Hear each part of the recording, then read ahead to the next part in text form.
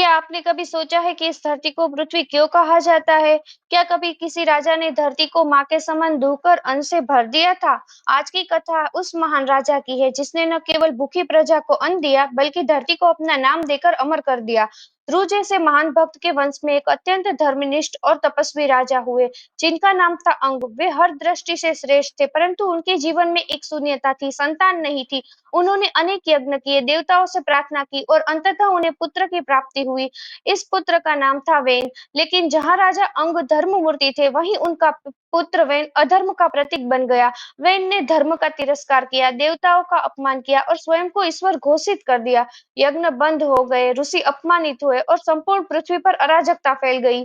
आखिरकार जब सीमा पार हो गई तो सप्तऋषियों ने वेन को समाप्त कर दिया। लेकिन अब एक और संकट खड़ा हुआ। राजा तो चला गया, लेकिन उत्तराधिकारी नहीं था। राज्य में अराजकता की ओर बढ़ने लगा। तब उन महर्षियों ने एक विलक्षण संकल्प लिया। वेन के मृत शरीर से उन्होंने मंत्र बल से एक तेजस्वी दिव्य बालक उत्पन्न किया, जिसके हाथों में चक्र और शंख के चिन्ह थे। उसका नाम रखा गया पृथु। पृथु विष्णु का अंश था। वह न केवल राजा बना, बल्कि चक्रवर्ती सम्राट बना। उसने धर्म की पुनः स्थापना की, देवताओं के यज्ञ पुनः आरंभ कराए, प्रजा को सुरक्षा दी और सृष्टि को संतुलित किया। लेकिन एक दिन उसने देखा कि प्रजा भूखी है, खेतों में अन्न नहीं है, धरती बंजर पड़ी है। तब उसने अपने धनुष बाण उठाए और धरती का पीछा किया। धरती गाय का रूप लेकर भागने लगी। वह भयभीत थी। अंततः उसने रुककर कहा, हे राजन, मैं तब तक अन्न नहीं दूंगी जब तक कोई मेरी रक्षा का वचन न दे।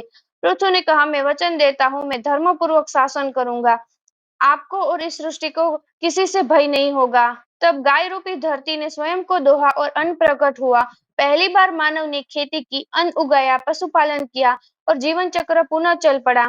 धरती के इस दिव्य क्षण के कारण ही उसे पृथु के नाम पर पृथ्वी कहा गया। पृथु केवल राजा नहीं, धरती के पहले पालक पिता थे, जिन्होंने बताया कि शासन शासन केवल शक्ति नहीं, सेवा है। जो प्रजा के लिए है, वही सच्चा शासक है। तो इस कथा से हमें दो बातें सीखने को मिलती है। पहली, यदि नेतृत्व में धर्म, करुणा और संकल्प हो तो कोई भी संकट हल हो सकता है।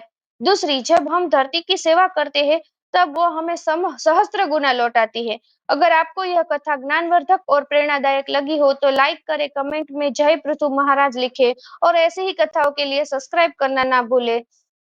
हर हर महादेव।